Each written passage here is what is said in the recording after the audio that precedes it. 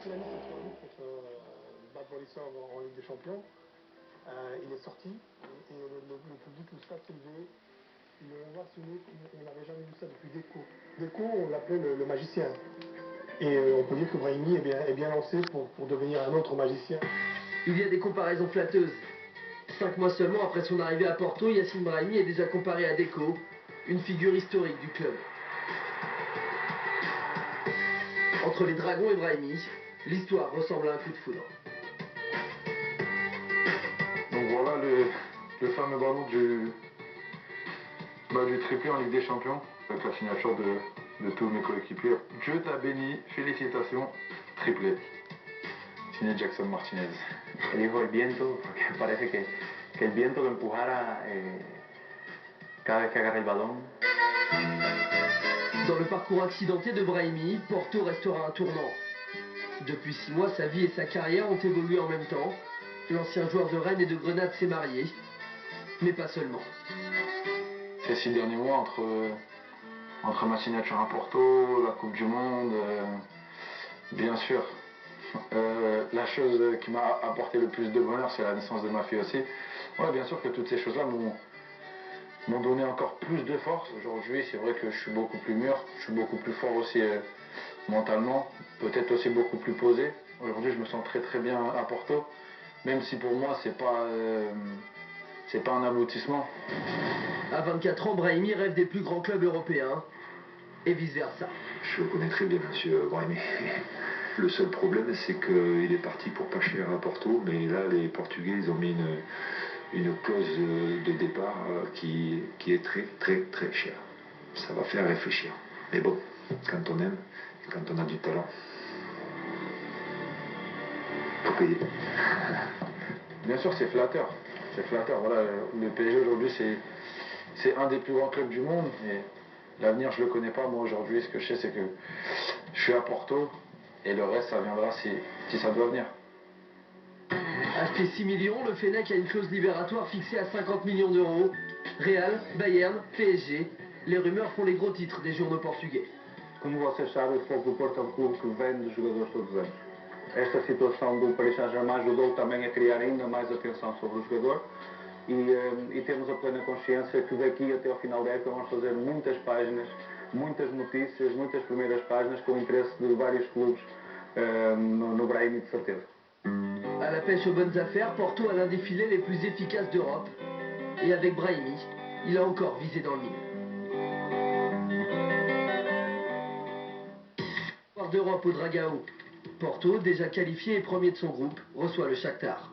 J'espère simplement la victoire de mon équipe ce soir contre Shakhtar. On va se reposer avant le match de dimanche, qui est très important. 4 jours avant Benfica, Brahimi est préservé pour le choc. Il est devenu un pion essentiel à l'équipe de Julen Lopetegui. C'est un grand joueur, il a des pieds fantastiques, une grande vision de jeu. O melhor jogador da plantilla. Era bom que se quedasse aqui um pouco, mas eu duvido. Me faz lembrar o Madjer, grande jogador. Que vai a salir para um grande, vai acabar no Madrid. Les Dragons font match nul un partout grâce à l'égalisation de l'ancien Lorientais Aboubacar. Porto peut désormais se tourner vers le Classico.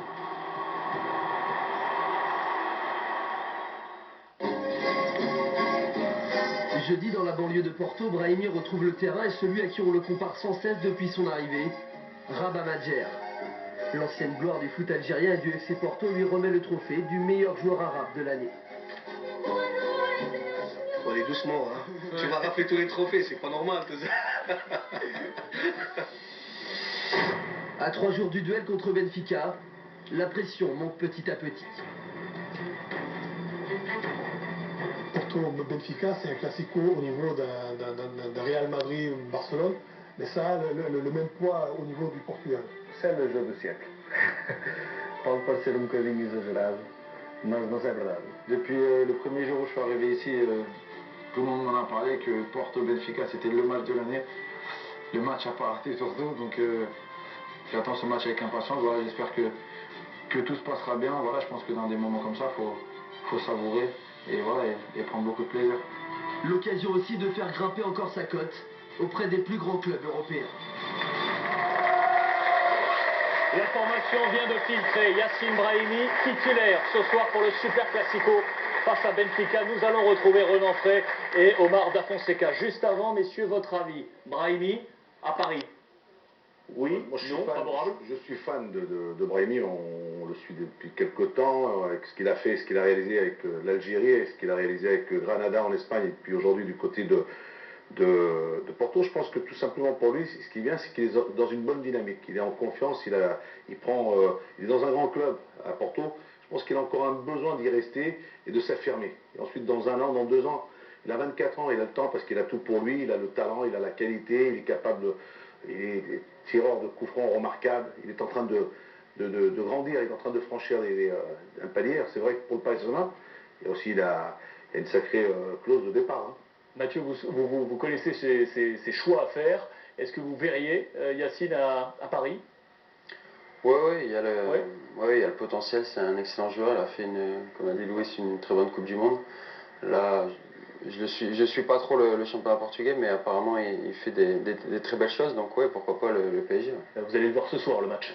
Face à Benfica, on va aller retrouver sur place notre équipe, les envoyés spéciaux avec Renan Frey et Omar Da Fonseca. Renan, confirmation, l'info a filtré par vos soins. Yacine Brahimi, titulaire ce soir. Oui messieurs, la confirmation, ce sera bien ce soir le premier classico portugais pour l'ancien Rennais Yacine Brahimi. On va la découvrir, cette composition d'équipe préparée par Rulen Lopetegui, l'entraîneur espagnol du FC Porto. On va rappeler qu'il y avait eu énormément de changements, on peut quasiment parler d'équipe bis cette semaine face au Shakhtar Donetsk en Ligue des Champions. Retour des stars, retour des titulaires comme on pouvait s'y attendre.